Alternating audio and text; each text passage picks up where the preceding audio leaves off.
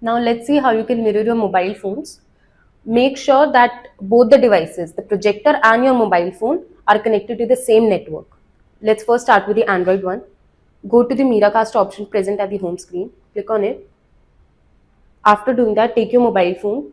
Go to the mirror screen option. You'll see the name of the projector here. Click on it.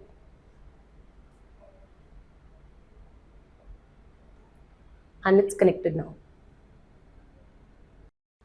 Similarly, for iPhones, you would need to come to the app present next to the Miracast. It goes by the name Emotincast. Then you would need to click on Start Projecting Screen. The moment you do it, take your iPhone,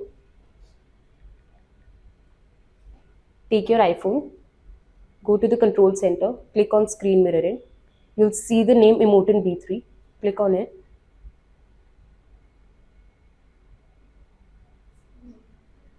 And it's done.